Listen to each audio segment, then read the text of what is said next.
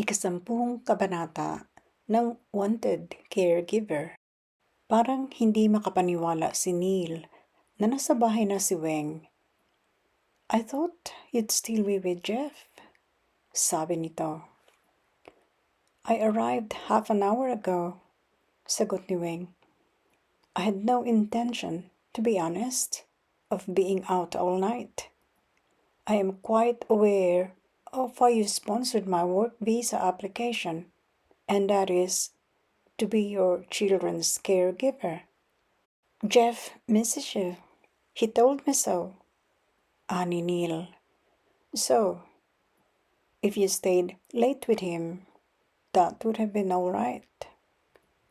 Ang kabog ng dibdib ni Weng ay naglaho sa laging pagbanggit na iyon ni Neil sa pangalan ni Jeff. Nasuya ang dalaga. Sabi na lang niya, "I take my responsibilities seriously, especially with regards to your children. I will look after them as if they're also my own." "Thank you," sabi ni Neil pagkaraan ng ilang saglit. Muli, parang hindi mapaniwalaan ni Neil ang huling sinabi ng dalaga. Binuntutan pa nito iyon ng "Thanks a lot, Rowena." Unang beses na binigkas ni Neil ang kanyang pangalan. Medyo natigilan ang dalaga. Iba ang dating sa pandinig niya ng bigkas ni Neil. Hindi tulad ng pagbigkas ni Jeff. Gustong mapangiti ni Weng. Dinala niya hanggang sa pagtulog ang tunog ng kanyang pangalan as uttered by Neil. Pero bago siya nahiga, tumawag muna siya sa kanila sa La Union. Tiniyak niya sa mga magulang na ligtas siyang nakarating sa Alberta at maayos ang kanyang sitwasyon sa bahay ng mag-aamang Mortimer. Ibinigay rin niya ang numero ng telepono roon. Hindi pa sanay ang body clock ni Weng sa oras sa Canada. Pero siguro'y nakatulong ang mahaba niyang pagtulog pagkagaling sa biyahe. Mahimbing siyang nakatulog sa ikalawang gabi niya roon. Pagtunog ng alarm clock na isinet niya ng 6:00 ng umaga, bumangon siya, nag-inat. Ang sarap ng pakiramdam niya. Masigla siyang nag-asikaso ng gawain. Inihanda rin niya ang isusuot ng mga bata bago pa niya ginising ang mga iyon. Naayusan pa niya si Kim na tila personal niya itong manika. At tuwang-tuwa naman ang bata sa atensyon. Pagdating ni Noreen para pick upin ang mga pamangkin, hindi na ito kasing sungit tulad ng dati. Nasiyahan ito pagkakita kay Kim na maayos na nakatali ang buhok at very neat ang suot. Tulad din ni Jason na well-pressed din ang suot. Nagbilin si Noreen sa kanya na darating ang part-time maid, si Maureen. 3 days a week ang trabaho niyon at 4 na oras kada araw. Maglinis, magsalang ng labahin sa washing machine, at mamalansya kung may time pa ang tungkulin niyon. Paalis na sina Noreen at mga pamangkin nang dumating ang maid. Pinagkilala ng una sina Weng at Maureen. Middle-aged itong huli, Canadian, medyo plump, mukhang istrikta, at tiningnan nito ng pasuri ang Pinay. Ginawa ni Maureen ang mga dapat nitong gawin. Si Weng ay gayon din. Itinuloy ng dalaga sa wakas ang paghahanger sa mga damit niya sa closet. Iniayos din niya ang mga gamit at iba pang abubot sa kwarto ng ayon sa gusto niya. That took a bit of time, pero nasiyahan siya sa resulta. kahit paano maaaninag na ang sarili niyang personalidad sa okupado niyang bedroom. And so, lumipas ang maghapon. Sinundo ni Noreen sina Kim at Jason mula sa school at inihatid sa bahay. Nilibang at tinuruan ni Weng ang dalawang alaga by showing them the atlas na nakita niya sa bookcase. Itinuro niya sa magkapatid kung nasaan ang Pilipinas at saan doon ang La Union. Mabilis na nagsettle si Weng for the next several days sa bagong kapaligiran at bagong papel sa buhay. Ngunit mabilis din, sobra sa palagay niya, ang paglalim ng tumubong affection para sa kanyang amo. Nag-long distance call kay Weng si Isay, isang tanghaling tapat. Nasa school ang mga bata, nakaalis na si Maureen, at nakapag-overseas call na si Jeff. Tamang-tamang pagtunog ng telepono ay siya namang paglabas niya sa bathroom. Katatapos lang niyang mag-shower. Naka-bathrobe lang siya at hindi pa nasusuklay ang buhok. She rushed downstairs. Hawak niya sa gawing sikmura ang pinagdikit na front flap ng roba. Natanggal ang tali niyon at mamaya pa lang niya tatahiin. Kahit wala siyang kasama sa bahay, ayaw ni Weng na lumitaw ang kanyang kahubaran. Tuwang-tuwa si Weng pagkarinig sa tinig ni Isay. Nagkumustahan ang magpinsan. Kapwa masayang malungkot ang tono. O sige na, sabi ni Weng nang magta3 minuto na silang magkausap. Baka mahal na ang bayaran mo. Sa cellphone ka ba tumatawag? Tumawa si Isay. Hindi, anito. Landline itong gamit ko pero gumamit ako ng phone card. Pwede tayong magchika hanggang 16 minutes. Kwentuhan mo naman ako ng tungkol sa inyong dalawa ni Jeff. Wala akong kwento, sagot ni Weng. Nag-dinner kami nung second night ko rito. Yun lang. Wow, bulalas ni Isay. Kakainggit ka. Tapos, nasa Asia siya ngayon. Patuloy ni Weng. 1 month lang siya sa China at India pero tumawag siya kanina. Baka abutin daw siya doon ng 2 months. Nag-decide daw yung parents ni Kevin na doblehin ang order na imports nila. Ang parents ni Kevin ang bale boss ni Jeff. Nasa import-export business ang mga iyon. Mailang malalaking showrooms sa ilang piling lungsod sa Alberta, sa Ontario, at sa Calgary. Buyer at official representative si Jeff ng kumpanya. Bilang buyer, obligado itong manatili sa mga bansang pinagkukunan ng kanilang imports para subaybayan ang quality ng mga produktong aangkatin. At hanggang sa ma-ship na iyon pa Canada, dapat na naroon si Jeff para mag-supervise. Uy, di mamimiss mo si Jeff niyan. Tukso ni Isay kay Weng. Hindi sabi naman ni Weng. Ako itong kausap mo, pinsan. Bakit ayaw ka pang umamin? Sabi ni Isay.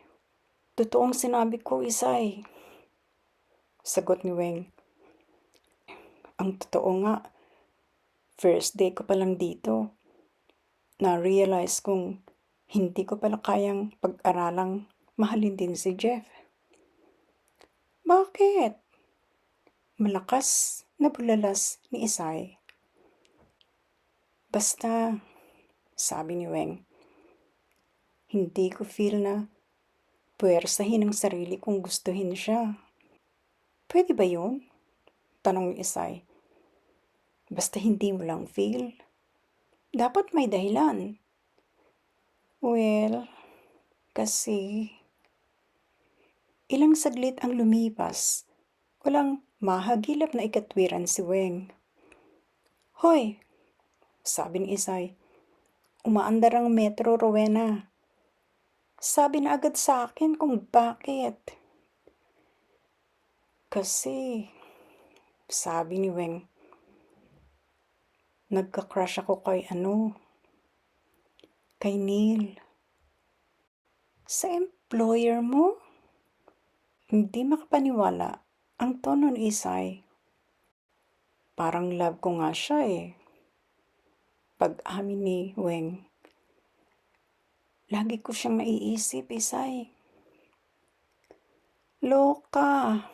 Tumatawang sabi ni Isay. Delikado yan. Magkasama kayo sa isang bahay. Baka mahalata ka. Patagulan ka. Ikaw rin. Malabo akong mahalata yun, sabi ni Weng. Siyempre, mahihiya ako. Saka, nakakaisang araw pa lang ako dito, umalis agad. Business trip. Tumatawag lang sa umaga at sa gabi para kumustahin ang mga bata. Tapos, kinakausap din sila pagkatapos. Gwapo ba? Tanong ni Isay. Ngumiti si Weng. Sabi niya, mas gwapo kay Jeff. Kaya ka pala biglang na in love. Sabi ni Isay. Sabi ka pa naman ng sabi na wala kang hilig sa foreigner. Tapos, nakangis-ngis, nakantiyaw ni Isay. Kwento mo kung ano eksakto ang itsura ni Neil para ma-imagine ko rin. Pinagbigyan ni Weng ang request ni Isay. Kilig na kilig naman ang pinsan sa pag-describe niya sa lalaking unang umakit sa puso't damdamin niya ng ganoon kagrabe. Sa ganoon kasayang usapan, biglang naputol ang linya. Hello? Sabi ni Weng. Hello, Isay? Hello? Noon biglang may nagsalita mula sa likuran ng dalaga. Hi, Rowena. Labis na nagitla si Weng. Mabilis siyang umikot paharap sa nagsalita. Si Neil. Habang hawak pa rin niya ang telepono. Rumehistro sa mukha ni Neil ang kung anong emosyon. He was also very much surprised sa pagharap na iyon ng dalaga. Ilang hakbang ang layo nito kay Weng. Ilang saglit silang nagkatinginan.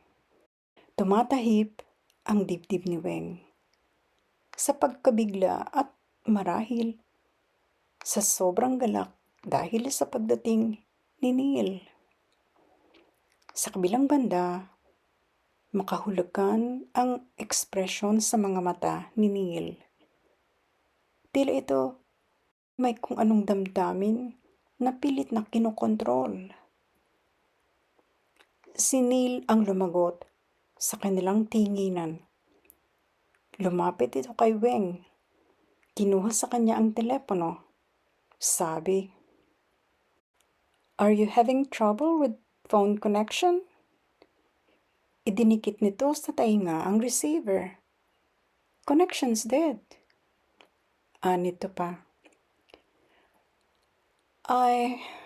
Well, my cousin phoned about 15 minutes ago.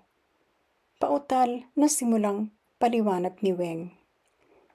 She was just using a phone card. Then the line went dead.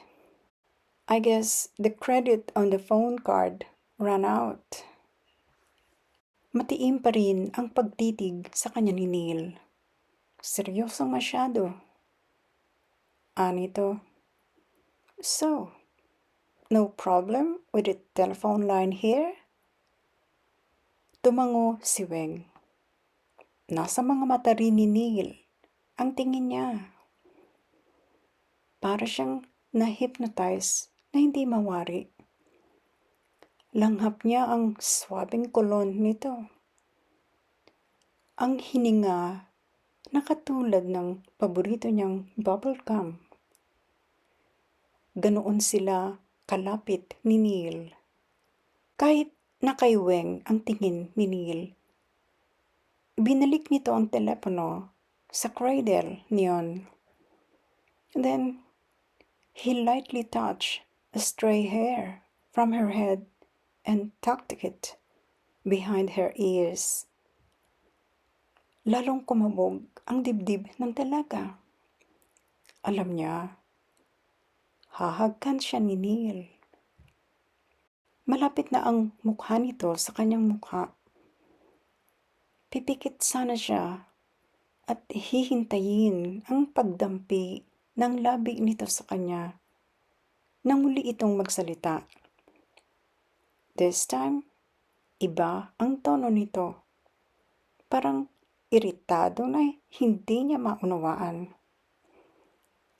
Nito, next time, make sure that your bathrobe is securely tied around your waist. Tumalikod na ito pagkasabi niyon, dumiretso sa kusina para kumuha ng maiinom. Si Weng ay pinamulahan ng mukha ng pagkapula-pula.